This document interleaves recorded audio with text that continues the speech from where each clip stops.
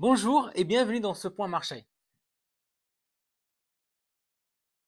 Courant le mois de septembre, c'est encore et toujours l'inflation qui a préoccupé les marchés et qui a d'ailleurs conduit les banques centrales soit à relever leur taux d'intérêt, soit à durcir de nouveau le ton. Car si l'inflation ralentit, elle reste bien supérieure à la cible de 2% des banques centrales, ce qui les conduit à penser que le travail n'est pas encore terminé. Les investisseurs pensent désormais que la Réserve fédérale américaine gardera ses taux d'intérêt plus élevés et plus longtemps qu'initialement prévu.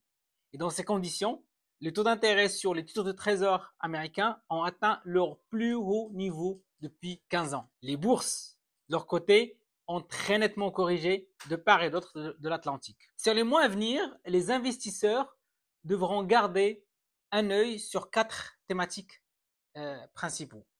Donc, la première thématique, c'est la résilience de la demande intérieure aux États-Unis, c'est-à-dire la consommation des ménages et l'investissement des entreprises. Du côté de consommation, on a pu profiter de l'épargne accumulée pendant la crise Covid jusqu'à présent, ce qui a aidé à soutenir les dépenses. Mais cette épargne sera bientôt épuisée et le resserrement des conditions de crédit finira par produire ses effets. L'investissement des entreprises peut encore rester porté par les aides budgétaires, mais il faut garder à l'esprit que la consommation des ménages représente 70% du produit intérieur brut et le ralentissement que l'on attend de la consommation des ménages aux États-Unis finira par l'emporter et peser sur la croissance aux États-Unis. La deuxième thématique est l'inflation, donc qui va rester le principal déterminant de l'action des banques centrales.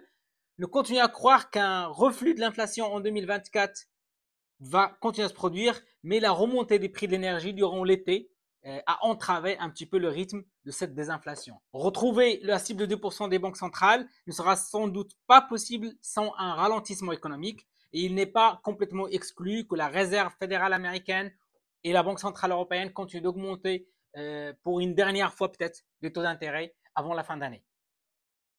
La troisième thématique est le ralentissement de la croissance en Chine qui aura des répercussions sur les économies émergentes avec lesquelles elles commercent étroitement, mais aussi sur l'Europe avec au premier rang un grand effet sur l'Allemagne. Et la quatrième thématique est la conséquence directe des bénéfices des entreprises sur les 9 premiers mois de l'année. Ils seront vraisemblablement sous pression. Sur le mois de septembre, les marchés actions ont fini en nette baisse avec moins 4,87% sur le marché américain et moins 2,85% sur le marché européen.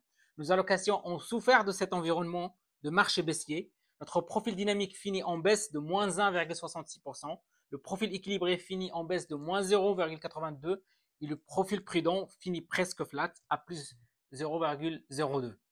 Depuis le début de l'année, nos performances sont bien par contre en ligne avec les objectifs de rendement annuels. Pour ce qui est des perspectives, la majorité des analystes s'attend à un net ralentissement de la croissance mondiale avec une légère récession aux États-Unis, une croissance extrêmement molle en Europe et un ralentissement très marqué en Chine. Nous restons alors très prudents sur nos allocations en suivant plus finement nos expositions au marché actions. Merci pour votre attention et rendez-vous au prochain point marché. Au revoir.